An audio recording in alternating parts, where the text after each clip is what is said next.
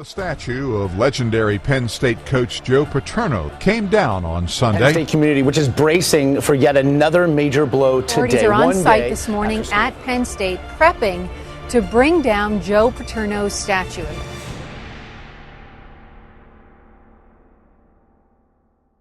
New details from a news conference that is just wrapping up. A coach from one of America's best-known college football teams is arrested on sex abuse charges. This weekend, former Penn State defensive coordinator Jerry Sandusky, the guy on the left, was charged with sexually abusing 8 young boys.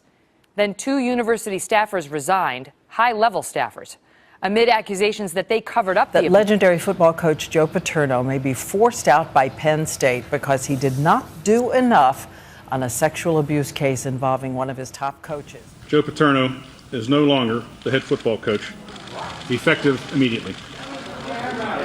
Looking at, specifically as an athletic director, as someone who's ahead of it, and, and making sure that you're not just, the staff feels safe, but teammates and other individuals working with athletics, making sure that they feel comfortable in themselves. So I think that, when something like this gets so open and out and it gets to a point where it's going to be criminal, you have to take, bigger steps to help preventing that. And that's something that's important. I think that I can't necessarily give you a number, but I can say that Joe Paterno should have at least attempted more to help deal with this problem. Looking at this Jerry Sandusky scandal, do you believe that Sandusky would have been exposed sooner, or do you think it really would have gone on the same as it had previously? I think it would. One of the things that I'm really proud they're kind of going with is this education initiative. And I think a lot of times when we're in these difficult situations, when we hear someone's been sexually assaulted or sexually harassed, individuals are in those situations are usually very scared. They don't know what to do. So the NCAA, having these requirements, much like, how freshmen in college are, where they're educated every year, this is what you do if, you see sexual assault. This is what you do to prevent it. This is certain guidelines that you need to follow. Having those educational guidelines, every season go through can help everybody in the long run and can help prevent it. And I think that, if there had been this idea of education and, helping these and just certain individuals, obviously there are other levels of this that would have made it more difficult, but having these other smaller levels, especially with, staff, could help prevent it as well. More than 160 women say Larry Nassar sexually abused them. It's one of the worst sexual abuse scandals in the history of sports. And it went on for more than 2 decades. A lot of times when you get to Division I, it's a moment of, this is, I want to go pro, I want to do these things.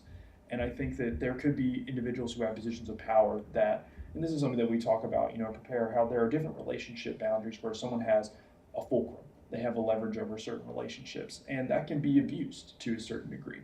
And I think that they're taking really good steps, but I think that there definitely can be cases, sadly, that are still unavailable.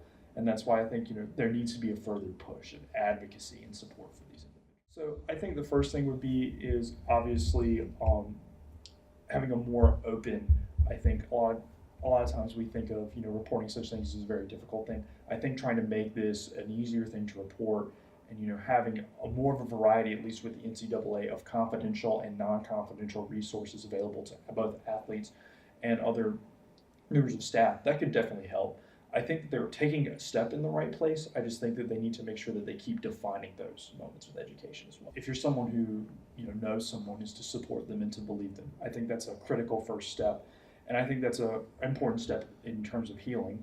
And I think instead of telling someone what to do in these situations, and it's something that's frustrating to a lot of people, and especially as a peer educator, we kind of see this and how people are educated. But it's supporting whatever the survivor wants to do. And I think that through that, the best way to do that is by educating and just giving people their options. And, not necessarily saying you have to go report this, unless, of course, it's something severely chronic and they're in danger. I think those are cases, but I think purely support and I think, continuing to this advocacy in support of individuals will help, ease this problem a little bit.